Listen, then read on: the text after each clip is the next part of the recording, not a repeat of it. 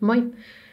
Mun nimi on Saara Häsä ja mä haluaisin mun hakemuksen ja CV:n lisäksi jättää teille tämmöisen pienen videotervehdyksen, niin te näette vähän paremmin, että kuka tyyppi täällä oikein on hakemassa teidän tiimikaveriksi. Musta te saatte teidän tiimiin tehokkaan ja huolellisen tyypin, joka tekee kuitenkin työtä sillain rennosti pilke silmäkulmassa. Vaikka välillä pitääkin tehdä ja useinkin pitää tehdä työtä tosi tiukalla otteella ja on aikataulut ja muuta, mutta mä tykkään tehdä sitä myös sillä keskustellen ja yhdessä.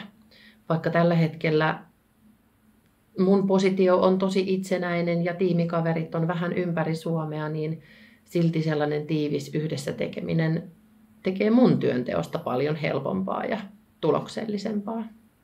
Mä oon luonteeltani aika rauhallinen. Mä kyllä helposti innostun asioista ja oon tosi aikaansaava.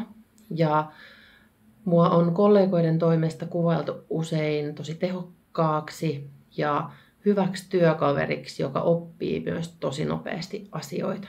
Ja mä oon mun aiemmista töissä kyllä tottunutkin siihen, että mä oon aika hyvä menemään niin sanottuun syvään päätyyn heti.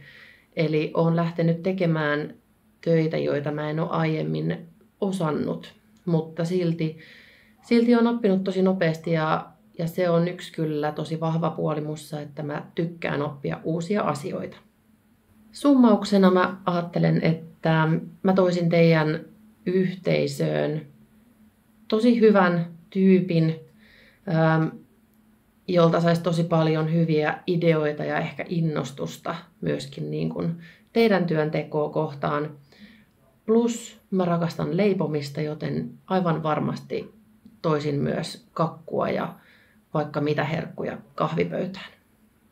Toivottavasti nähdään haastattelun merkeissä ja päästään juttelemaan lisää.